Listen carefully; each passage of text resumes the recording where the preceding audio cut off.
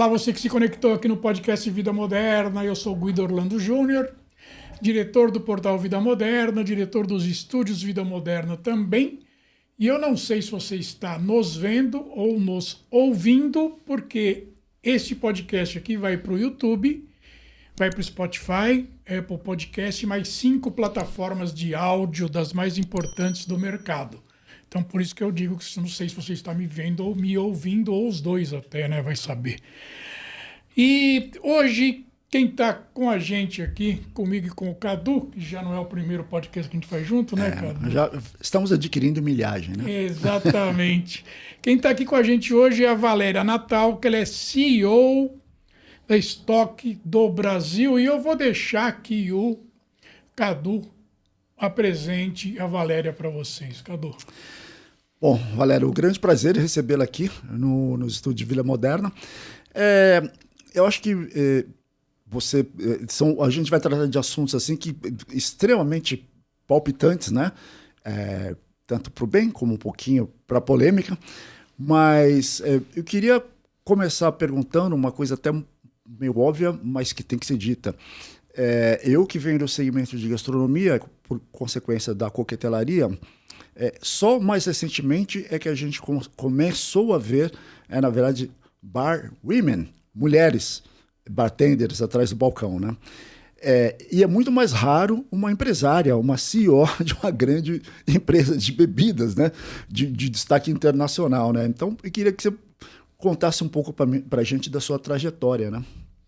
Então, eu tenho muito orgulho, né, de ser uma das... Eu não conheço outras mulheres na área de destilados, a gente tem alguma nas áreas dos fermentados, né, vinhos, espumantes, mas realmente na área dos destilados eu não conheço muita. Eu acabei indo para a empresa, comecei na área financeira e administrativa, mas não era muito a minha praia, e aí eu recebi o convite para organizar dentro da empresa, montar uma área de comércio internacional, que a empresa tinha feito algumas tentativas de exportar, mas não muito bem sucedidas, e aí como eu tinha um pouco de conhecimento de línguas, falo inglês e tudo, resolveram me dar esse desafio de implementar a área de comércio internacional dentro da empresa. Eu não era da área, né? Minha formação é administração de empresas e pós em marketing, mas eu falei, bom, para sair da área que eu não sou muito afim, eu topo o desafio. E aí eu comecei, isso faz, na verdade, já na área de exportação há 15 anos, eu estou na empresa há 17. E aí eu falei, tá bom, vamos começar. Mas, logicamente, o grande desafio inicial nunca foi ser mulher. O grande desafio inicial era a taxa do dólar, que era 2, 3, 2,5. E com essa taxa não existe brincadeira. Então, a gente nem jogava o jogo, porque realmente o produto brasileiro era muito caro. E, principalmente, as pessoas pensam, vender destilado brasileiro é fácil, porque todo mundo conhece cachaça. Então...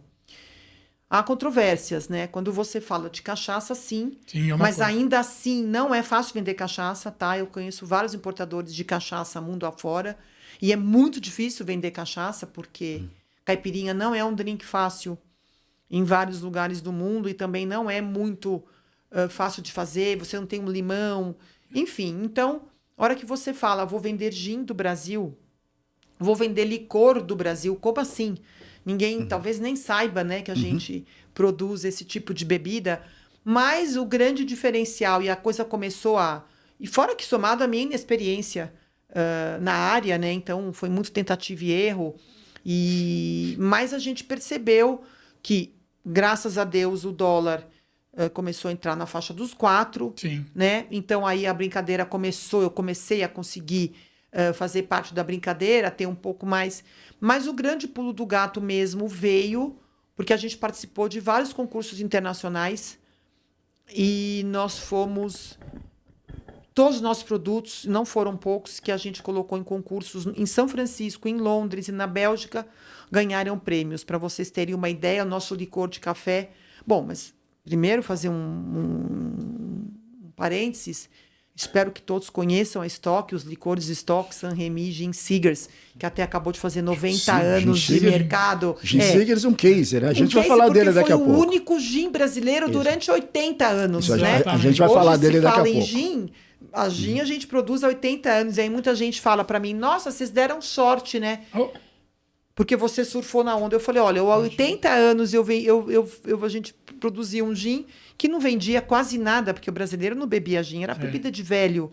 Né? Antes de virar a moda atual, de anos para cá. E aliás, moda mundial, né? Na verdade. E muitas marcas abandonaram os seus jeans, Sim. porque não vendia nada, a gente continuou. Então, não é que eu tive sorte, eu apenas não saí do mercado durante muitos anos. Mas aí, voltando, então a gente, por exemplo, eu estava comentando, né? O nosso licor de café Stock, foi eleito melhor licor de café do mundo. Sim. É mesmo. Num concurso em Londres. Nossos 2 gins, o Gin Seegers e o Silver Seegers, ganharam prêmios internacionais na Inglaterra, nos Estados Unidos. Nosso Amaretto Dell'Orso ganhou medalha de ouro.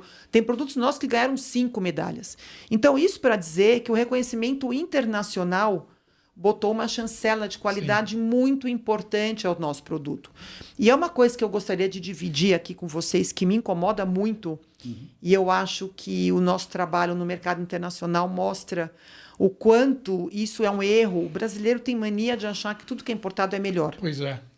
E principalmente no nosso mercado de destilados, isso ainda é mais forte. Então, muitas vezes, por exemplo, a gente tem o nosso gin Silver Seegers. Além de ter ganho prêmios internacionais, ele foi eleito o melhor gin premium do Brasil pelo estado de São Paulo. E ele custa menos da metade do preço de um gin importado.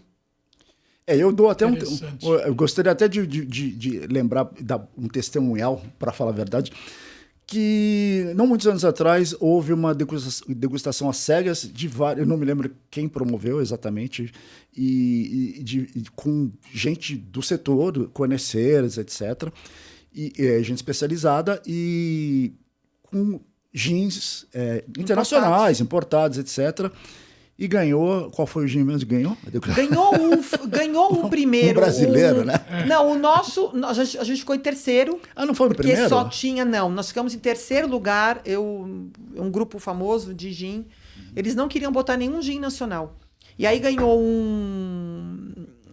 um inglês, o primeiro, o segundo foi um francês ou belga, não lembro, o nosso foi o terceiro. Eu achei que o Seegers tinha ganho. Não, o Silver Seegers... Você foi o primeiro brasileiro. Não, o único brasileiro que participou.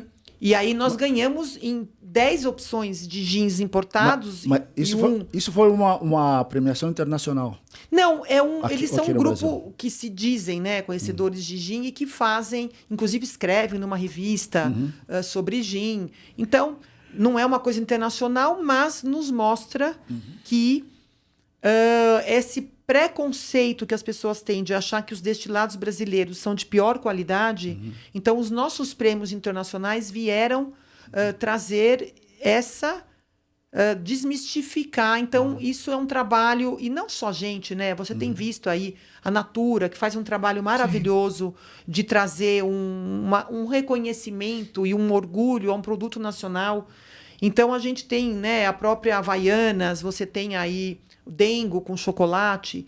Então, a gente tem, muito mais difícil, infelizmente, no mundo dos destilados, mas é um trabalho de formiguinha que a gente tenta fazer. Então, hoje eu tenho reconhecimento internacional. Hoje a gente exporta para quase 20 países. Beleza, hein? Olha, eu demorei muito tempo para conseguir vender o primeiro. E hoje a gente tem muito orgulho de dizer que a gente está em todos os continentes, só falta a Oceania.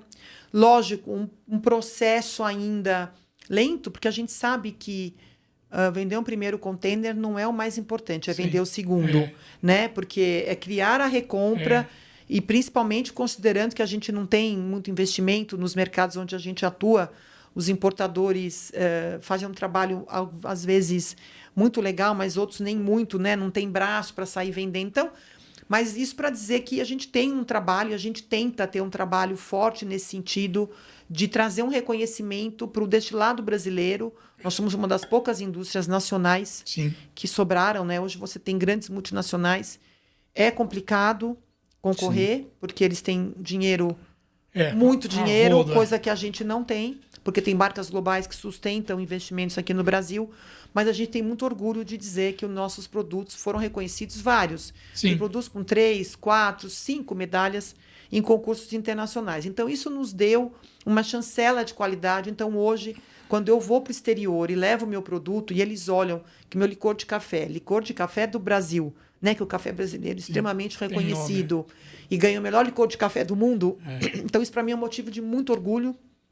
E isso nos ajuda abrir portas em mercados um pouco mais resistentes. Sim, deixa eu pegar 2 ganchos Pois aí, não. dá licença. Primeiro é o seguinte, você que implantou isso lá, dos concursos... Também, Você teve esse... Na verdade, eu brinco que as pessoas quando me perguntam, lógico que hoje em dia não é só a área internacional que é sob minha responsabilidade, mas Sim. a área do meu coração, Sim. porque eu diria que é um filho meu, né? Porque desde bebezinho, e eu era sozinha na área, hoje eu tenho 2 colaboradoras que me ajudam.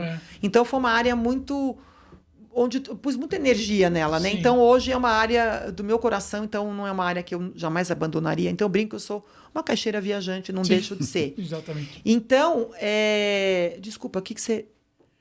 Isso foi você que implantou. Então, e daí eu estava... A questão dos concursos. É. Na verdade, eu tenho um conhecido que faz uma cerveja artesanal e eu estava conversando com ele, que ele veio me pedir algumas dicas, né? Aliás, eu sou mentora da Apex, fui da primeira turma de mentoras, ajudando mulheres empresárias a exportarem, então participo na Apex. E aí a gente faz parte de uma mesma associação de classe, eu e essa cerveja artesanal, e a gente estava conversando, ele falou, Valéria, me dá umas dicas, eu estou querendo exportar, como é que... E aí ele falou, mas você nunca pensou em participar de concurso? Eu falei, oi? Não. Nossa, mas eu acho que ia te ajudar, porque para mim ajuda, eu acho que... Eu falei, você tem toda a razão, eu nunca pensei. E aí a gente começou a pesquisar os concursos, e aí eu falei, opa, tem uma oportunidade, mas a gente manda os produtos, zero expectativa de ganhar, porque são concursos muito renomados, com bebidas do mundo inteiro, você tem uma noção. Né? Hã? Na época, sem tradição. Não, né? então, você não vê licor brasileiro entrando, você vê, às vezes, cachaça, vinhos, mas na área de destilados, né, fora a cachaça, aí eu falei, nossa, e para nossa grata surpresa, nós, como eu comentei, né, vários produtos nossos ganharam prêmios em todos os concursos que entraram. Então, a gente ficou assim, e quando veio a notícia do licor de café melhor do mundo, e nós ficamos sabendo que tinham 160 concorrentes do mundo inteiro. Não é pouca coisa. Né? Só em licor de café. Então, nosso licor de cassis ganhou medalha de prata num concurso na Bélgica. A gente nem tem cassis. E ficam usando importado, né? Se bem que muito dificilmente você não vai num restaurante com creme de papai que não seja o nosso licor. Mas ainda assim você vê usando um licor muito mais caro. Sim. E para fazer drink você sabe a importância que é você ter um bom custo-benefício das bebidas, porque quando você pede um Cosmopolitan, você não diz que vodka. Quando você pede um Moscow Mule, você não diz que vodka. Então, a gente ainda enfrenta algumas resistências de alguns bares metidos, eu diria. Ai, não, aqui não entra bebida nacional. Como se isso fosse um demérito. Então, a gente enfrenta muito isso, mas a hora que a gente entra com essa questão dos concursos, onde as pessoas... Fora que 80 anos, 90 anos de tradição não é construído à toa. Sim. Né? Então, você tem poucas empresas com essa longevidade num mercado tão competitivo. Então, aí a gente vê que, às vezes, a barreira... E eu tenho muito menos barreira fora do que eu tenho aqui, por incrível que pareça. Então, quando a gente conta isso, então isso abre muitas portas. Sim. E segundo gancho aí que você me deu foi o seguinte, você falou que as multinacionais eles têm muito dinheiro, obviamente. Vocês nunca foram assediados para vender a empresa para uma deles? Ou para várias deles? Sempre somos, mas nada evoluiu muito concretamente, mas a gente acredita que qualquer parceria é bem-vinda, porque não só no meu ramo, né? Vocês veem parcerias estratégicas aí em todos os ramos, porque a concorrência vai ficando difícil, né? Então, se você não se junta, ou os pequenos, né, que se juntam, porque você tem algumas sinergias, né, de produção, de marketing, de vendas, de a própria distribuição. Quem distribui chuchu, manga, também distribui chuchu, manga, abacaxi, tomate. Então, você coloca tudo numa cesta de fruta, mas fica um pouco mais, o portfólio fica um pouco mais... Então, isso Então, assim, é um trabalho que eu tenho muita alegria em fazer, de levar um destilado brasileiro de qualidade para o exterior. E quando eu faço, eu diria que eu já fiz degustação, eu não sei nem, eu já perdi a conta com quantas milhares de pessoas eu já fiz degustação. E a hora que você vê as pessoas, que delícia! Não sabia que o Brasil tinha essa qualidade, então isso nos traz bastante alegria, né? Aliás, pode parecer que a gente está falando de um universo distante, impalpável, mas não, né? Porque com a moda, acho que dá para dizer assim, a explosão da gastronomia que entrou na casa das pessoas via TV, via internet, etc., trouxe a reboque a coquetelaria e a alta coquetelaria que continua na moda, né? E quando a gente fala de um gin como Seagers, que está aí há muito tempo, já teve na casa das pessoas, independente de classe social, em algum momento. Assim como me lembro, a gente estava falando mais cedo em off, sobre o Rumerino, quer dizer, são marcas mesmo assim, né? Brands. Qual é o share de mercado do Seagers Gin? Na verdade, e da Stock? O Seagers, hoje a gente tem, eu não sei te dizer ao certo, a gente tem até algumas pesquisas que a gente... Hoje ele não é mais o líder, a gente tem os gins de menor preço, que aí ganharam o mercado, mas eu acho que eu sou o segundo gin nacional mais vendido, já tive 96% de mercado quando ninguém bebia 96. gin. A gente reinava, mas vendia muito pouco, né? Sim, porque ninguém bebia gin. Volume não era. Mas você sabe que essa questão de você falar da coquetelaria, uma coisa também que eu acho que foi muito legal que a Stock fez há 17 anos atrás, foi nessa questão da coquetelaria e também vislumbrando, e eu acho que foi bastante pioneiro nesse sentido, que muita gente não bebe, você tem uma juventude aí que bebe menos. Isso. E a gente lançou lá atrás uma linha de coquetéis de concentrados de frutas não alcoólicos, que é o Cali. E a gente apostou firmemente em ajudar os bares e restaurantes a oferecerem uma carta de drinks não alcoólicos mais robusta, que eram coisas que você não tinha nos bares. A pessoa que não bebe, ou ela tomava água, ou refrigerante ou suco. Sim. Hoje você tem uma coquetelaria de não alcoólicos Sim. extremamente sofisticada, Sim. tanto que o nosso Cali é o principal produto brasileiro, ele é líder. Temos uma marca importada que é a líder de mercado, mas dos xaropes brasileiros, nós somos a marca líder com o Cali, e é esse que abre mais portas para mim, principalmente porque hoje o nosso mercado-alvo é Ásia, não só, leia-se também Oriente Médio, que são dois mercados que eu vou muito Oriente Médio, eu diria, até brinco com as pessoas que eu sou quase uma dubaiana, de tanto que eu vou para Dubai. A gente vai falar sobre isso já. Então, o Cali é um abridor de portas, porque é mais fácil você vender um produto não alcoólico do que alcoólico, né? Porque em vários países você tem regulatórios mais chatos. Na verdade, ninguém... É um contrassenso, né? Todo mundo, quando quer comemorar, quer ir numa festa de casamento, quer celebrar com os amigos, quer uma bebida alcoólica. Mas, por outro lado, é difícil entrar, é difícil, né? Nem todo mundo, os países botam barreiras, porque ninguém quer entrar. Então, é um contrassenso. Ninguém quer ir numa festa de casamento beber água e refrigerante, mas, ao mesmo tempo, dificultam. Então, o Cali, o xarope, ele é um abridor de portas, né? Então, hoje, ele é o nosso principal produto exportado.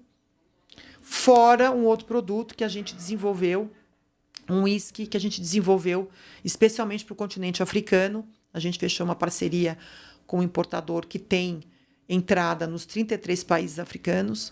Então, a gente desenvolveu com ele a 4 mãos um whisky mais barato para atingir o mercado africano. Inclusive, hoje saíram 2 containers para a Guiné Equatorial. A gente vende para Serra Leoa, Guiné Equatorial, e, inshallah, entraremos nos 33 países da África. Isso é muito curioso. Isso é muito curioso. E, na verdade, o que...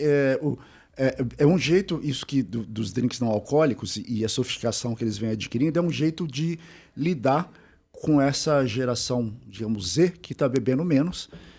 Vide o exemplo das cervejarias, né? Sim. Batendo forte em cerveja zero álcool, né? Sim, que estão indo muito bem. O mercado zero álcool, fora cervejas, ainda não é regulado, você não tem um mapa, dentro do mapa, uma classificação fiscal. Inclusive, a gente reclama muito disso, porque o mapa não agiliza e você tem marcas vendendo em supermercados. Gin sem álcool, Sim. Isso não existe. Isso não é legal no Brasil. Você não tem classificação fiscal. Só cervejas, por enquanto? Eu acho que sim.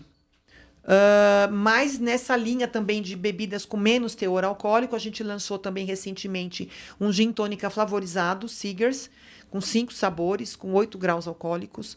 Então, ele é justamente atendendo essa demanda de um produto ready to drink, que a gente sabe que ready to drink, ready to eat, ou seja, Sim. produtos práticos, né, que você não precisa ficar preparando e com baixo teor alcoólico. Então, ele também é um produto que vem muito nessa linha de uma bebida fácil e de baixo teor alcoólico. Você deixar na geladeira e querer tomar uma coisinha no final do dia para relaxar sem ter o perigo de ser uma coisa Claro. muito forte, né? Então, assim, eu acho que são tendências que vieram para ficar e eu acho que as indústrias precisam ficar de olho nisso, com certeza, do sem álcool ou do menos álcool, que a gente tem essa demanda forte junto ao Ministério da Agricultura para que ele agilize nessa regulação de gin sem álcool, uísque sem álcool, que se você vai para os Estados Unidos, uma enormidade de produtos, gin sem álcool, vodka sem álcool, uísque sem álcool, gin tônica sem álcool, Interessante. Né? e que você aqui não pode, em tese, você não pode vender, porque não existe uma classificação fiscal, não tem como, não tem ECM, Sim. eu não classifico, e ainda assim você tem um monte de gente vendendo produto no supermercado. Então, isso é uma coisa que nos incomoda um pouco, né? A gente, quando quer andar na linha nesse país, sofre um pouco, Não, né? é complicadíssimo. Né? Você falou em tendências que vieram para ficar, e o próprio gin é uma delas, né? É. Quer dizer, foi uma explosão mundial de Foi. 10 anos para cá, digamos, Foi. uma pequena revolução, digamos assim, no segmento de bebidas e destilados. O que explica essa explosão no Brasil também? Como e quando o brasileiro aprendeu a gostar e a tomar gin loucamente, como se bebe hoje, especialmente o público feminino, né? Então, eu acho que tem duas questões. A primeira vez que eu detectei uma possibilidade, eu fui em 2015 fazer um evento em Portugal e eu tive a oportunidade em Braga, que nem é uma cidade muito bem, acho que é a terceira cidade maior de Portugal, mas é uma pulga, né? Considerando o que a Sim, gente em termos sabe de de consumo, Brasil e Sim. de consumo. E eu estava lá e eles fizeram questão de me levar para conhecer um bar que só servia gin. Olha que interessante. Era um bar que só tinha drinks de gin e você chegava assim, o bar inteiro só tinha gin, do mundo inteiro. Eu olhei aquilo, eu falei, meu Deus, o que é isso? Eu nunca tinha visto. E aí a gente sabe que tudo que é moda na Europa e nos Estados Unidos, uma hora chega. Sim. Né? A gente Inevitavelmente. Inevitavelmente. Então, batata, isso veio para o Brasil, tanto é que você viu antes da pandemia inúmeros bares de gin abrindo em São Paulo. Bastante. Não sei nem se continuaram hoje, vou ser honesta. Alguns tinham até o nome da própria bebida. GNT, Negroni. sim, Tinha um- Mas, então, assim, isso foi uma tendência que veio do exterior, porque se eu estou falando de Braga, isso era uma coisa que acontecia em várias outras cidades da Europa. Sim. Eu tive a oportunidade de conhecer esse em Braga, mas veio a notícia de que realmente esses bares só serviam gin. Era uma tendência na Europa, e aí batata, isso chega no Brasil. Então, quando as pessoas falam, você surfou na onda, não. Não, eu só estava lá com a prancha, esperando a onda chegar. Na verdade, a gente não tirou o produto de linha, quando todos tiraram, e hoje você tem uma enormidade de marcas de gin. Na verdade, a gente sabe, você melhor do que eu, que é da área, que às vezes a gente se assusta porque a gente perde mercado, porque, lógico, antes eu era agora tem 5.000 gins, mas a gente sabe que não é sustentável. Porque trabalhar no Brasil, vender no Brasil, não é fácil. Porque Brasil não é São Paulo. Então, você olha, você vai nos bares, você vai nos supermercados, tem 10 marcas de gin. Tinha 30. Sim. Hoje tem 10. Daqui a pouco vai ter 5. Por quê? Porque isso não se sustenta. Né? Até porque o consumo não é que... Mas ele não é mais o que era, lógico.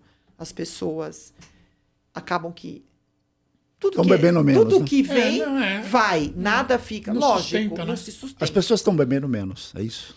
Não só isso, eu acho que tudo passa também, né? Moda é moda. Agora, o que você tem, você falou do público feminino, vendeu-se a ideia, e ela não é tão verdadeira, eu não estou com os dados aqui, de que o gin é o destilado menos calórico. Ah, sim, bom, aí... Aí, quando você vende que o gin tônica é menos calórico do que a caipirosca, Aí, um abraço. um abraço. Foi o que aconteceu. Então, eu tinha várias amigas que nunca tinham bebido gin na vida. Quando veio essa ideia, nossa, melhor eu tomar um gin tônica do que vodka menos calórico. Sim. Mas não é o mesmo? destilado. Mas não é o destilado menos calórico que existe. Ambos têm graduação alcoólica semelhante, né? Não Ou me quase. pergunta, eu não sei dizer pra você por que um é mais calórico que o outro. Então, aí mas- eu tenho que fazer a pesquisa no chat GPT. Então, mas vamos não pensar sei. o seguinte. Eu sei que ele é no menos gin calórico que tônica, vodka. por exemplo, vai o açúcar só da tônica, né?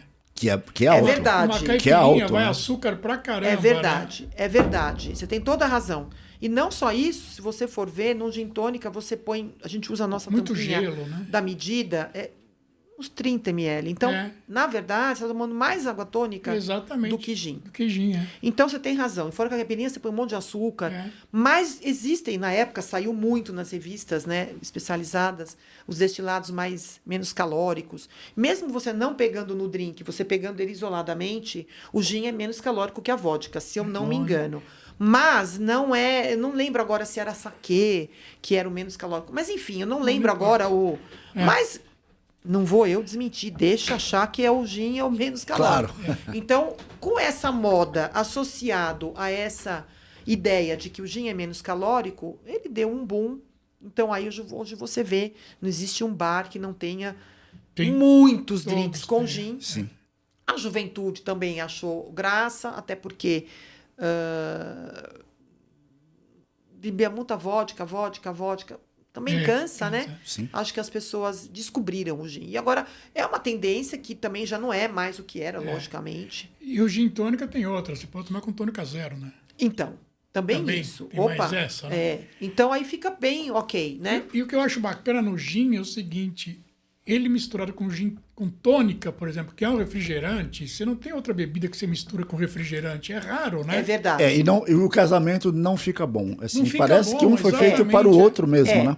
E você tem outros drinks. É um por match. exemplo, É um match. Você sabe que eu gosto também, e aí a gente, né, eu não sou bartender de formação, mas já dei um curso até de coquetelaria na China, num curso de bartender, imaginem. Mas eu gosto bastante de misturar, eu faço minhas misturas em casa, até minhas amigas falam, meu Deus, você... Eu falei, não, acho que de tanto conviver, né? É química, né? Eu convivo há tanto tempo nesse mundo de bebidas, muito antes de trabalhar com a estoque, né? Então, aí as pessoas não acreditam que eu faço as minhas misturanças. Mas, de um modo geral, por exemplo, eu adoro fazer caipirinha com gin. Então, eu mesmo faço sendo- de vez em quando também Não e fica boa. É bem gostoso você fazer Fica boa. caipirinha com gin, e daí eu gosto de flavorizar com o nosso xarope. Então fica uma coisa super gostosa. Então eu acho que o gin tem essa versatilidade, né? Eu acho que é um destilado que veio para ficar, mas logicamente tudo que é moda um pouco cai.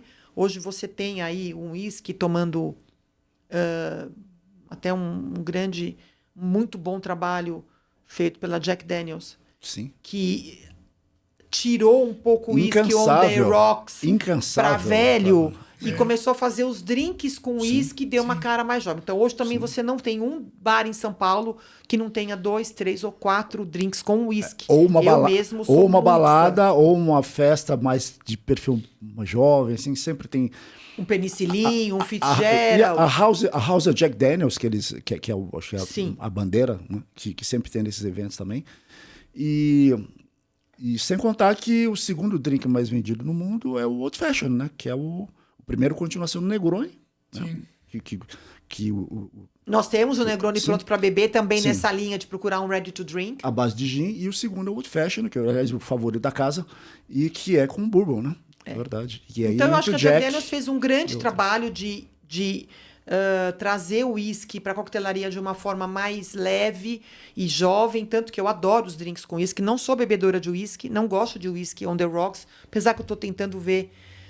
Eu acho que com a idade eu hoje sou uma apreciadora mais refinada, eu gosto de beber Seletiva. quase tudo, não sou de cerveja, mas eu percebi que o paladar apurou um pouco, ainda bem, né? É evolução natural, imagina-se. Então, até estou pensando em dar um give a try. Mentira, outro dia eu fui numa festa da Abrab, inclusive, e tinha aquele whisky japonês. Que são que muito eu bons. São muito amei. bons. São muito bons. Amei. Quando eles pegam para fazer alguma coisa, eles fazem de fato. Os whiskies, o Hibiki, se não me engano, é um deles. São whiskies excepcionais, assim, e Eu de amei. altíssima reputação. E são Mesmo caríssimos. nos Estados Aqui Unidos. custa R$500 uma Muito garrafa caros, desse japonês, muito que eu não caros. vou saber falar o nome também. Um deles é o Hibiki, se não me engano. E é uma delícia. Então, assim, eu acho que o uísque tá vindo aí, né? Hoje, como a gente comentou. Mas agora a pergunta que vale $1 milhão é qual é a próxima onda, né? Pois é. E, aliás, uma grande curiosidade que você citou agora há pouco, suas aventuras no Oriente Médio, né? Uma mulher portando uma bandeira de bebida alcoólica em países Eu vou ser do honesta Islã. para você que a minha vontade é vender álcool nos países árabes. Alguns deles eu tenho mais abertura, como os Emirados Árabes, que é o mais aberto de todos para bebida alcoólica. Mas, infelizmente, nós temos alguns ainda...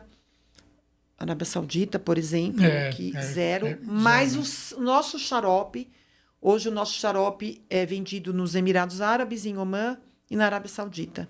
E se você for lá no Burj Khalifa, subir no Burj Khalifa, tem um café. Você vai ver o nosso xarope lá no café do Burj Khalifa. E a Arábia Saudita, eu já fui várias vezes para a Arábia Saudita fazer feiras, fui numa missão do Ministério da Agricultura. Logicamente, nessa missão do Ministério da Agricultura, foi até uma coisa muito curiosa, isso foi em novembro de 2022. E eu tenho uma operadora, não é nem agência, uma operadora de viagens que faz as minhas viagens a passeio, a trabalho, enfim. E eu cheguei para eles e falei, olha, eu estou indo para a Arábia Saudita, preciso comprar passagem e hotel. O operador, que tem operadora de turismo há 25 anos, ele falou assim para mim, você vai para a Arábia Saudita sozinha? Sim, vou numa missão do Ministério da Agricultura. Mas vou sozinha, chegar lá, vou encontrar as pessoas. Mas você não deve ir, eu nunca vendi um pacote para ninguém do Brasil para a Arábia Saudita. O que é que você vai fazer lá? Olha, eu tive quase que brigar com ele para ele me vender a passagem. E eu fui realmente 3 dias antes da missão, eu fui sozinha. As pessoas... E eu descobri também, depois de velha, que eu sou mais destemida do que eu imaginava. Sim. Eu tenho medo de ir para lugar nenhum. Talvez para o Afeganistão, se você me mandar, eu vou pensar 2 vezes. Paquistão. Mas assim, o resto, pego minha malinha e vou embora. E aí eu fui para a Arábia Saudita antes de todo mundo, fui sozinha.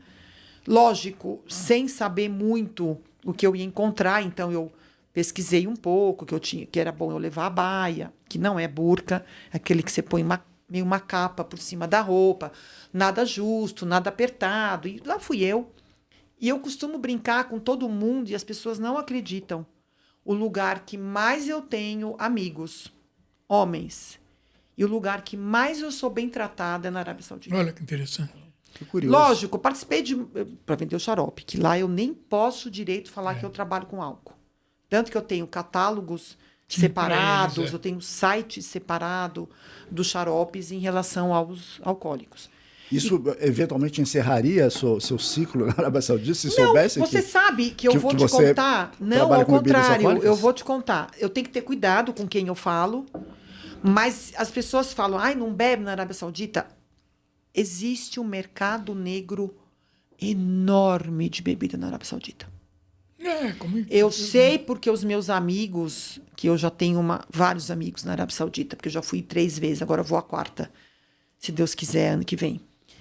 Eles compram, tem grupos no WhatsApp de pessoas que fazem em casa. Uísque, vinho, cerveja. Inclusive, prenderam um americano que fazia cerveja em casa. Eu ia perguntar justamente sobre os riscos, perigosíssimo. Fora que você está bebendo uma bebida que não segue os padrões de qualidade de uma indústria. Bom, então dizer que eles não bebem não é verdade. Eles não bebem em público, bebem no escuro, bebem no... Fora que vamos combinar. Quem é que tem dinheiro para comprar as bebidas mais caras do mundo? É árabe e chinês. É árabe e chinês, né? E russo. Ou vocês acham que os sheiks, No Catar é assim, né? Eu entrevistei várias pessoas antes da Copa do mundo do Catar e eles não querem sheiks, os seus súditos. Exatamente. Os sheiks bebem o que há de melhor no mundo. Todos eles. É tipo a Revolução dos Bichos. não pode Isso. deixar perder o controle, porque a gente sabe que bebê pode acontecer, complica. Então, isso para dizer que eu não comento logo de cara, mas quando eu falo que eu produzo bebidas destiladas, ele pergunta quais? E eu falo uísque, vodka, gin, negroni, licor, ou seja, tudo. Eu viro best friend deles. Gozado. Aí eles me amam mais ainda. Lógico, não vou conseguir vender o álcool ainda. Eu tô entendendo como é. Daqui a pouco vai acontecer o que aconteceu com Dubai e com o Catar. O Catar ainda muito restrito também.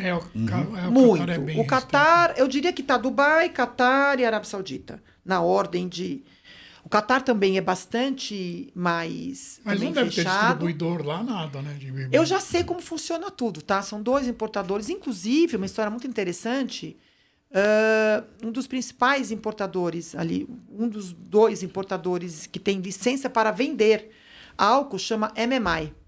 Tá. Essa MMI, hoje está nos Emirados Árabes, ela começou nos anos 40, parceria de um inglês com um sheik árabe, da Arábia Saudita. Olha. A MMI começou na Arábia Saudita, porque os ingleses é que descobriram o petróleo na Arábia Saudita. Então, viviam os ingleses na Arábia Saudita. E aí, o sheik da época, o rei da época da Arábia Saudita, fez a parceria com o inglês. Então, o primeiro álcool que entrou no Oriente Médio foi via Arábia Saudita. Isso em que época, mais ou menos? Anos 40. Então, eu sei o que... inclusive, a MMI de Dubai é a que vende para a Arábia Saudita, para as lojas do bairro diplomático. São só os embaixadores e corpo diplomático que pode comprar bebida nessas lojas. Apesar que eu já ouvi, porque a Arábia Saudita quer ser um dos 5 maiores destinos turísticos até 2030, que eles vão para alguns hotéis abrir, como fez o Catar. Então, eles estão se abrindo, ainda é um movimento muito tímido, mas eu não tive nunca nenhum problema. E nos Emirados, quando eu faço feira, inclusive vou agora em janeiro, eu levo as minhas amostras de álcool. Não posso expor, não posso fazer degustação na feira, é proibido, mas sempre tem gente que trabalha com álcool que me procura porque vê que eu sou uma destilaria e aparecem algumas oportunidades e eu sempre tenho as amostrinhas pequenas, dou para eles. Então, assim, Emirados, eu estou no caminho não é tão fácil, porque são só 2 empresas que têm licença para vender álcool, então não é muito fácil chegar nelas. Precisa ter quem indica. Eu estou construindo minha rede de relacionamento nesses países. E eu sei que o mais fácil é o Bahrein de entrar. Tanto que muitos sauditas cruzam a fronteira terrestre, vão para o Bahrein no final de semana, bebe e volta. Programa de final de semana. Então eu já entendo mais ou menos como é a dinâmica, só ainda estou com um pouco de dificuldade de chegar no famoso quem indica. Até porque você vai ter um cassino em Ras Al Khaimah. E o volume seria bom? Teoricamente? Olha, o volume não é muito... eu acho que eu não tenho esses dados aqui para você, mas assim, as poucas liquor stores que tenho, eu visitei algumas liquor stores em Dubai, é fila na porta e assim, carrinhos e carrinhos e carrinhos e carrinhos de venda. Eles faturam... porque assim... Eu ouvi falar isso sobre o Catar também, em alguns lugares que... o Catar é muito pequeno, né? Você tem 2.800.000 pessoas. Já Emirados Árabes é um pouco maior, você tem o Bahrein, não sei, mas assim, eu não tenho exatamente, mas assim, a hora que você permite, o volume... cresce. Você tem festas maravilhosas, estou te contando, vai ter um cassino em Ras Al Khaimah. Ras Al Khaimah é um dos Emirados. Vai ter cassino. E a Arábia Saudita, inclusive, já numa preparação para a Copa do Mundo, que eles querem fazer, um pouco a longo prazo, não vou me lembrar o ano agora. 34. 34, né? E já começou com ações de soft power através do futebol, né? Mas você sabe que teve um problema no Catar, né? De última hora, o Catar proibiu a venda no estádio. Sim. E não sei se foi Budweiser ou Amstel, não lembro. Houve essa polêmica. Teve que mesmo. Distribuir depois na rua like crazy, porque proibiram de última hora, e era um acordo da FIFA. O Catar tinha aceitado as regras da FIFA, que era o patrocinador vender, e na véspera eles proibiram a venda da cerveja. Isso, eu me lembro. E aí foi um caos, vai né? perder o frete? Não vai, né? E aí começou... Agora, você imagina, na verdade, o prejuízo que foi para essa marca que patrocinou, sem poder vender no estádio. E sem poder anunciar também. Eu não lembro bem como é que ficou, mas eu lembro que não podia vender no estádio. Aí o que você faz com aquilo que você mandou milhões de litros para vender no estádio? De repente você teve que dar. Porque não tinha mais como. Então, assim, são países complicados, mas ainda assim, eu brinco com as amigas, eu falo, elas querem todo mundo ir para a Arábia Saudita, porque eu sou tratada igual uma rainha. Então, até essa questão, nossa, mas mulher não é maltratada no mundo árabe? Aqui é bem tratada. Não. Aqui mulher é respeitada? É, uma morre a cada 6 horas, homem faz filho e larga. Alta de feminicídios. Agora, e na China? Como é que você desbravou esse mercado? Foi sozinha também? Então, na China eu participei, e foi em 2018, foi a primeira vez que eu fui à China. Primeiro eu fui a passeio, já com uma ideia, eu fui a passeio durante uma feira, visitei a feira para conhecer um pouco e fiquei muito impressionada com a China. Eu já fui, agora eu vou, semana que vem para a China, fui convidada para um evento bacanérrimo, onde eles vão reunir os principais produtores de destilados do mundo. E eu fui convidada com tudo pago. Oi, que legal. Olha. Porque eles pediram alguém do Brasil. E um contato meu chinês passou o meu nome e eu fiquei muito honrada com o convite. Então, estou indo semana que vem participar de um fórum global de bebidas alcoólicas destiladas e conhecer a destilaria e a cidade do principal Baijiu. Baijiu é a cachaça deles, né? É o destilado é aquele fortíssimo da China. Tem 56 graus alcoólicos. Nossa, isso é uma coisa... 56. 56. E eles tomam... Eu gosto, viu? Até que eu gosto até no almoço. Mas, enfim, é 56. Eu já experimentei e é quase intomável.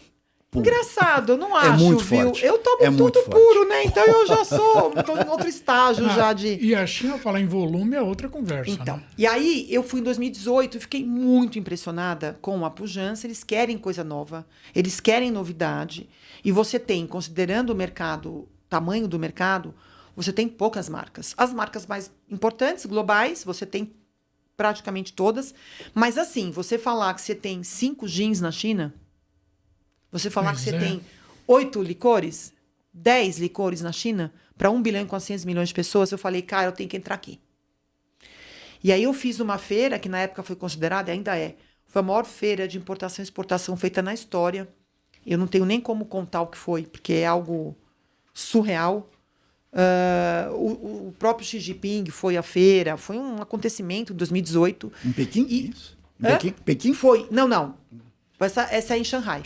E aí, foi muito legal, porque coincidiu, e eu fui, na época também, nós somos convidados, uma missão da Apex, para conhecer o e-commerce na China. Então, nós somos convidados pelo Alibaba, que é o maior e-commerce da China e do mundo. Segundo do mundo, para a gente conhecer o Alibaba Ecosystem em Hangzhou, com tudo pago por eles também, hotel, e ficamos 5 dias.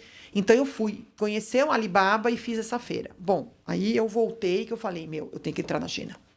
Porque é o que a gente falou. Com 1 bilhão e 400 milhões de pessoas, 300 a 400, 500 milhões subindo para a classe média todo ano. E eles descobrindo o Ocidente. Porque a China é muito mais aberta. Hoje você tem gente que estuda fora, que trabalha fora, enfim. Os jovens, né, não querendo só tomar Baijiu e whisky, que eles produzem Baijiu, whisky e cerveja. É o que a China produz. E foi muito, muito interessante, porque eu falei, eu tenho que entrar nesse mercado. Eu consegui firmar uma parceria com o importador, tanto que em 2019 eu fui para a China fazer uma feira com eles, tanto que eu fui convidada para dar uma aula de coquetelaria num curso para bartenders na China. Foi um acontecimento day. E eles estão muito sofisticados como coquetelaria. Porque oriental... Eles são muito disciplinados. Então, o que eles aprendem nas escolas de coquetelaria, eles seguem à risca, eles estão indo muito bem. E aí, eu fiquei muito impressionada, mas infelizmente a parceria não deu certo, eu levei um calote deles, uma parte do meu pedido não foi pago. Aí veio pandemia, eles ficaram 3 anos fechados, e agora estou retomando. Acabei de voltar da China em maio, fui fazer outra feira. Em 2023 eu fiz uma Pro Wine, que é uma feira focada em bebidas alcoólicas. E é muito impressionante que quando eu fui a primeira vez para essa Pro Wine, que foi em 2018, que eu fui visitar, Você tinha, a grande maioria, é uma feira basicamente mais de vinhos, né? O próprio nome, apesar que tinha alguns destilados. Você tinha a China começando a fazer vinho. Pense bem, 2018. Tinha, assim, meia dúzia de vinhos chineses. Você vai hoje, eles têm mais de 200 rótulos de vinho. Uau. E eles contrataram os principais arquitetos europeus, construíram vinícolas, as vinícolas que você jura que você está na França, na Itália, coisa mais linda. E eles têm hoje um mundaréu de vinho chinês e que se você tomar, você vai dizer, uau, são vinhos de excelente qualidade. Então, mas para os destilados, para a minha sorte, eles não estão ainda muito... Não tem, Gabaritados. não. Então, tanto que uma das oportunidades agora que eu espero ampliar é de vender a ideia de um private label para alguma indústria chinesa de destilados que queira ampliar o portfólio com gin, com licor, e que não saiba, eles ainda não têm know-how. A nossa sorte. Então, eles ainda não... Aliás, no ramo alimentício, de modo geral, eles não têm know-how de copiar ainda, né? Para nossa sorte. Exatamente. Ainda. E não só isso. Eu acho que a gente tem um grande diferencial, porque a bebida é uma coisa lúdica. Tanto que meu stand sempre é o mais animado em todas as feiras, quando eu posso servir o alcoólico. Isso para dizer que a hora que você chega na China e fala que a bebida do Brasil, para eles é muito exótico. Principalmente porque o chinês também... Fora que a gente está do outro lado do planeta, né? É. Então, para eles é uma coisa assim, como a gente tomar alguma coisa da China. Existe uma curiosidade. Mas mais do que isso, a bebida brasileira, isso que eu acho que é muito legal, que eu também fico muito feliz de carregar isso. A gente carrega muito do lifestyle brasileiro. Sim. Então, seja com o meu xarope de frutas, pra você ter uma noção, a gente tem 2 sabores, Guaraná e Açaí, que eu tenho uma certificação internacional Sabores chamada Fair amazônicos, for né? Life, que é uma certificação internacional de responsabilidade social. Porque eles são, o Guaraná e o Açaí vêm dos índios maués da Amazônia. Então, eu fiz um vídeo. Então você imagina você chegar na China e vender um produto dos índios da Amazônia. Imagina. E eles amam storytelling, amam que a gente conte historinha. Então, a bebida brasileira carrega muito desse lifestyle brasileiro. Então, para o chinês, primeiro eles sabem que a comida, eles comem muita comida brasileira, carne, eles sabem disso, né? Pé de galinha, a gente exporta muita coisa para eles. Então, eles sabem. Então, a comida brasileira, ela é bem vista como uma comida de qualidade, né? E aí, a hora que você fala de bebida alcoólica, carrega muito desse lúdico. Então, assim, se eu mostrar vídeos, eu vendendo as bebidas no último dia, os chineses com dinheiro, eu não conseguia organizar. Eu tinha 3 chineses me ajudando, porque eles, assim, com dinheiro, em uma hora eu vendi quase $1.000. Olha. Assim. Olha só. E eu só não vendi mais, assim, parecia que eu estava dando. E eles queriam até as miniaturas que eu levei de amostra, eles queriam comprar. Então, assim, a China é uma coisa... Então, assim, eu, infelizmente, tive que tirar o pé, porque depois dessa situação do calote e da pandemia, eu tive que começar do zero. Sim. Mas agora estou com muita esperança de... Estou aí para fechar um negócio com o xarope, uma rede de 2.000 cafeterias, mas tudo na China é assim. Uma rede de cafeterias são 2.000, e é uma rede 2.000 pequena. cafeterias. Então, se cada um comprar uma garrafa, Imagina. é um container, quase. Então, Uau. assim, isso... Então, quando eu penso em botar minhas fichas, eu prefiro botar minhas fichas em países que me dão essa escala. Apesar de serem países mais complicados, porque a China é complicada. Em que Primeiro, sentido você primeiro diz? ninguém fala inglês. Então, você faz uma feira, você tem que levar um tradutor, porque ninguém fala inglês. Segundo, tem algumas questões de paladar, por exemplo, agora não, mas quando eu fiz em 2023... Em 2018, 23 não, em 2018. Eles não sabiam o que era gin. Olha. Que Eles não sabiam o que é curioso. licor. E para eles é doce. Só que eles têm Baileys, eles têm bowls, Sim. eles têm marcas. Então, existe uma questão de aculturamento. Fora a questão que eles bebem muito o que é deles, uísque, cerveja e baijiu. Então, a coquetelaria, mas você vai agora em qualquer restaurante, mesmo mais simples e mais chinesinho, você tem uma carta de drinks simples, mas hoje eles sabem o que é gin. Negroni, quando eu fui em 2018, eles não tinham a menor ideia do que era um Negroni. Zero ideia. Eu tenho um Negroni Isso é pronto para curioso. beber. Em 2023, eles olhavam, Negroni, Negroni. Ufa, finalmente eles entenderam que é um Negroni, que é um gin. Então, assim, você fala, existe uma dificuldade, por um lado, Mas existe oportunidade. Sim. Você citou o Alibaba e a própria Amazon também como plataformas que estão agora linkadas, né, ao consumo e comércio de bebidas em geral, né? Quer dizer, como é que funciona isso? É muito curioso, né? Olha, eu adorei que você perguntou isso, que até eu esqueci de comentar com vocês no nosso warm-up. Eu sou super fã de e-commerce. Então, depois de 19, eu fui em 22 para a China de novo, convidada numa missão da Apex para entender o marketing digital na China. E aí, antes de falar de e-commerce, olha só, eu fui convencida pelos chineses, nós visitamos várias plataformas de influencers. E como funciona o live commerce? Porque o live commerce na China, depois da pandemia, eles compram, não estou brincando, eu vi, eles compram banana, melão, por live commerce.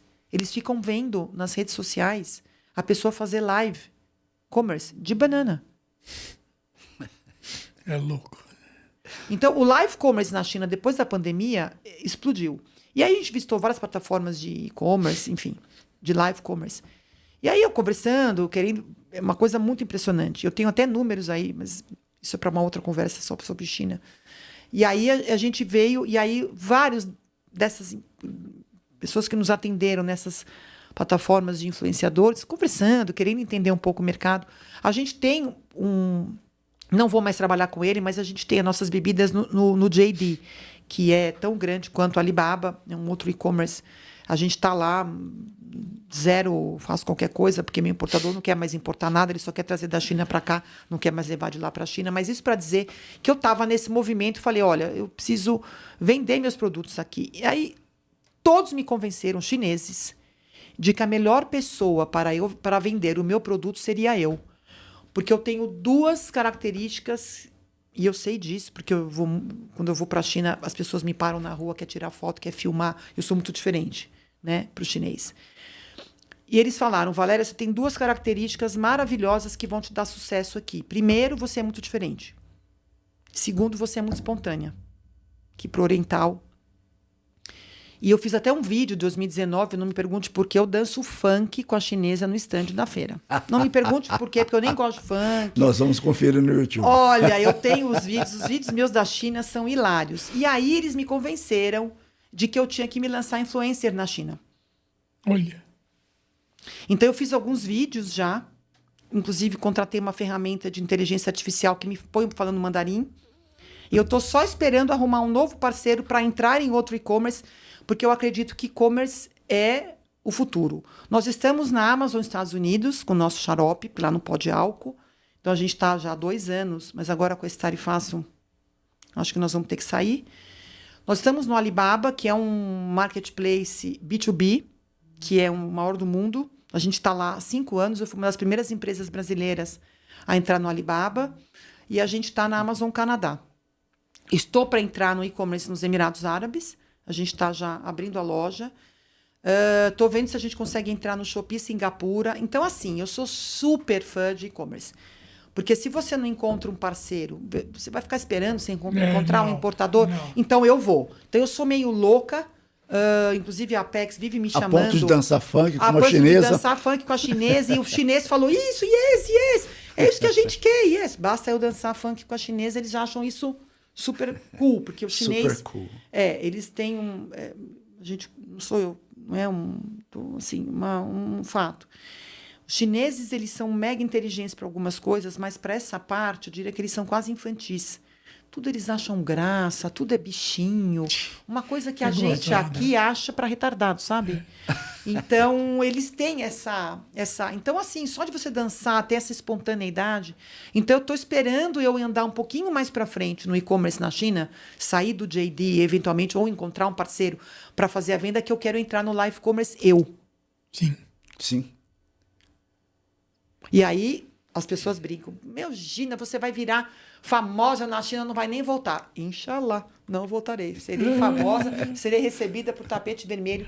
Porque realmente, imagina... Com ou sem lições de funk, né? Com ou sem lições de funk. Mas eu tenho dançando... Esse eu não compartilho com ninguém. As pessoas só olham no meu celular, porque tem uma dançando Michel Teló, que eles gostam.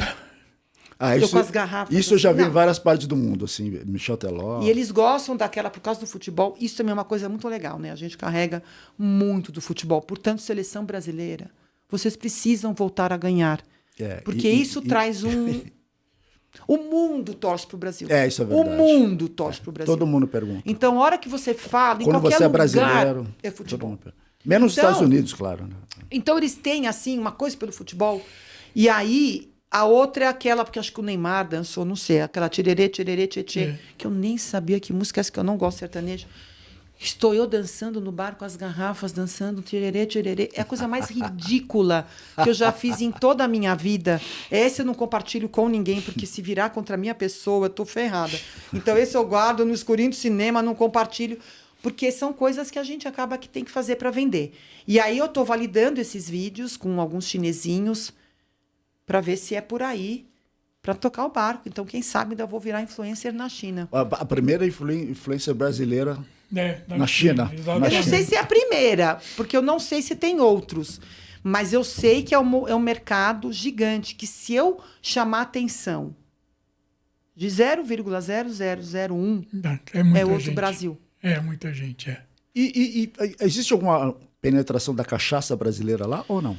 Então, tem cachaça, mas eu tenho contato com vários importadores de cachaça lá, não vingou. Não. É mesmo? É? Eu acho Por que que não será? vingou. Porque é muito caipirinha. É muito caipirinha, é. E não é todo mundo que sabe fazer. Tem que pegar o limão Tahiti, tem que tirar o branquinho do limão porque amarga. Não é um drink fácil. Então, eles falam, não quero mais cachaça. Eu não sei nem o que tem lá, não lembro se é 51. A 51 tem presença em grande parte dos... Porque também põe muito dinheiro. Mas, não lembro se tem 51 na China, mas eu conversei com vários importadores. O ideal também é fazer sem casca, o limão. Pra não... Não é fácil. Eles não sabem o que é gin.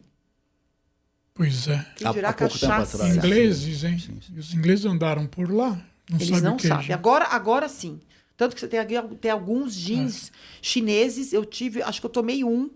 Não lembro que gosto tinha, vou ser honesto para você. Mas eles estão ficando espertos. Então, eu tenho que entrar antes da fila deles começarem a fazer para vender meu portfólio pronto já para eles. Então, a minha meta hoje é entrar na China de novo. A gente vendeu vários containers para a China na época, infelizmente não evoluiu. E Oriente Médio. Então, hoje são meus principais mercados-alvo, by far. Para a gente encerrar, vamos ter que... Assim, eu acho que um assunto que a gente não pode deixar de tocar também é a atual crise das bebidas destiladas contaminadas, né? Como é que a indústria vê isso? Como é que você e a indústria vê isso? Existe um uníssono, assim, de entidades de classe? Existe. Na verdade, a gente teve a sorte, nós nunca tivemos histórico de falsificação dos nossos produtos, até porque são produtos de um valor acessível para a grande maioria da população. Então, o crime não compensa. Você tem as bebidas mais caras que sofrem, como tudo, né, que é caro, sofre falsificação e adulteração. Então, nós não temos histórico de produtos falsificados nem adulterados no nosso histórico de 90 anos. Mas, logicamente, isso implica num grande problema para o mundo dos destilados. Todo mundo fica com bastante medo, até porque eu faço parte de um grupo de WhatsApp há muitos anos de combate de mercado ilegal, e esse mercado de bebida ilegal existe há muito tempo. Há muito tempo. Sim. Não é de hoje. Nós estávamos falando antes de começarmos aqui. São 35% das bebidas alcoólicas vendidas no Brasil são adulteradas. Uau, não sabia que era tanto. Vinhos, você tem descaminho, contrabando, cerveja. adulteração. Você lembra da lei seca nos Estados Unidos? O que virou aquilo, né? Então você tem isso há muitos anos. Agora, a única coisa é que antes só alejava, agora está matando. Agora está matando. Porque a gente, eu não sei, eu não estou com informações, inclusive, mas parece que sempre se usou etanol dentro das bebidas adulteradas. Só que parece que lá nos postos eles adulteraram o etanol e colocaram metanol. Metanol. Então, quem estava usando etanol, então é a falsificação da falsificação. Exatamente. É o crime dentro do crime. Então, eu acho que no médio prazo, infelizmente, algumas pessoas precisaram morrer, é muito triste, mas isso vai trazer um olhar mais Porque você tem que melhorar a parte de legislação penal. Eu fiquei sabendo, até pela própria associação, né, que o problema não é aumentar só a pena. O problema é que pegam essas pessoas que adulteram e não tem comprovação do dano. Sim, não tem. Não tem flagrante. Não tem. Tem, mas não tem o dano comprovado. Quer dizer, a pessoa falsifica a bebida para fazer o quê? Para ficar na prateleira? Você não precisa comprovar o dano. O dano vai acontecer, porque ele vai vender isso. Então a pessoa é solta. Tanto que esse que pegaram, que parece que é o principal, ele já teve várias passagens por adulteração de bebida. Segundo, você tem um grande... Como é que as pessoas, os falsificadores, conseguem garrafas? Se você entrar hoje nos marketplaces, você Vende, encontra né? fácil garrafa Pirataria de garrafas. de garrafa. Então, o buraco é mais embaixo. Sim. Então, a hora que você faz essa rastreabilidade de toda essa cadeia, então, no nosso ver, lógico, no primeiro momento é muito prejudicial, as vendas param, porque o bar para de consumir, a gente é afetado. Para tudo. Para tudo. Mas a gente tem nossa loja de e-commerce, então tem essa vantagem, né? As pessoas podem comprar com segurança no nosso próprio e-commerce, que sai direto da fábrica para a casa da pessoa. Então, isso é uma vantagem. Eu sou uma das poucas indústrias que tem um e-commerce próprio. Mas isso para dizer que afeta, mas no médio prazo a gente vê que talvez o crime compense menos. Acho que a própria fiscalização vai se intensificar, inclusive nos bares e restaurantes e nas adegas que a gente estava comentando, que são mais informais. Então, de um modo geral, a gente vê, todo o setor vê, como, infelizmente, há males que vêm para bem. Porque isso vai trazer... O famoso comprar muito barato não vai compensar mais. Exatamente. Porque isso vai acender uma luz de alerta e é uma pena, porque, agora, esse mercado existe há muito tempo. É que nunca matou. Esse é o problema. Então, agora, há um uníssono, né? As associações de classe, todas de bebidas, de destilados, estão e fazem um trabalho há muito tempo de treinamento de policiais, de treinamento de restaurantes e bares, como identificar. Então, o trabalho é feito há muito tempo, de reciclagem. Você não pode permitir que essas bebidas, que essas garrafas sejam vendidas. Não. Isso precisa haver uma questão de reciclagem mais levada a sério. Essas garrafas precisam ser destruídas. Não pode haver um mercado ilegal de bebidas, de garrafas, porque isso alimenta essas indústrias. Você tem de rótulos também, né? Rótulo, tampa, selo de IPI, tudo tudo falsificado. Então, agora estão se pensando, né, em mecanismos de selos um pouco mais de segurança, de rastreabilidade. Então, acho que o mercado vai se organizar e quem trabalha sério vai se sair bem, vai se dar bem. Para terminar agora, quantos funcionários tem lá hoje? 100. Tem hoje? 100. Quer dizer, é uma empresa que ela é, ao mesmo tempo que ela é enxuta, ela é altamente produtiva, né? Porque dali sai para o mundo. Hoje eu te contei, né? Dali sai para o mundo, literalmente. Hoje saíram 2 contêineres para a Guiné Equatorial. Semana que vem vai sair para os Emirados Árabes. Assim a gente vai. Então, e dali sai para o Brasil. A gente vende para o Brasil inteiro. Nós temos quase 1 milhão de pontos de venda no Brasil. América Latina também? Sim, eu estou no Paraguai, Uruguai, Costa Rica, Equador. Interessante. Tivemos aqui, né, Guido, para nosso prazer, e uma aula, uma masterclass. Imagina! Uma masterclass do segmento de bebidas e destilados com a empresária Valéria Natal, CEO da Estoque do Brasil. Muito, muito obrigado por ter nos aceitado o nosso convite aqui nos Eu que Estúdios Vida agradeço. Moderna. Foi uma honra, um orgulho para mim poder estar aqui e compartilhar um pouquinho das minhas experiências. Posso deixar meu Instagram? Então, claro, eu quero Eu tenho um Instagram institucional. Claro. Quem quiser me seguir lá, eu coloco os perrengues, só 2 minutos. As pessoas falam, eu faço feira na China, faço feira na Arábia Saudita, faço feira em Dubai. Ai, que delícia, me leva na mala, que chique. Eu falo, chique. Então, no meu Instagram, Valéria da Estoque, tudo junto, vocês vão ver os vídeos meus dos perrengues. Porque de glamour não tem nada, tem de muita ralação. O do funk tá lá também? O do funk não tá, mas eu acho que você me deu uma boa ideia, acho que eu vou colocar. Porque realmente aquele vídeo faz bastante sucesso. Então, quem quiser conhecer um pouquinho mais da minha trajetória, das minhas feiras, das coisas que a gente está fazendo, por favor, vai ser um prazer. Pode me seguir, Valéria da Estoque, tudo junto, é o meu Instagram. Tá legal. Quero agradecer bastante a sua agenda, Muito que eu sei que é obrigada. bastante concorrida. Muito Boas obrigada. viagens para você. Muito obrigada. E bons negócios. Muito obrigada. É um prazer estar aqui. Obrigado, Cadu, você também. Obrigado, Guido, Estaremos mais uma aí vez. numa próxima, Sim. semana que vem, na outra também, se eu não me engano. Né? Sempre assim. Tá bom. E você que ficou conectado até agora com a gente aqui, muito obrigado. Esse papo foi uma delícia. Foi muito gostoso. Eu peço que se você estiver no Instagram, para você curtir esse vídeo, compartilhar e se inscrever no canal. Se você não estiver no Instagram, basta você curtir esse vídeo na plataforma que você estiver, que vai ajudar a gente a espalhar esse conteúdo para muito mais pessoas. E eu termino sempre esse podcast como eu termino todos os outros. Além de excelente conteúdo, nós entregamos conhecimento. Tchau!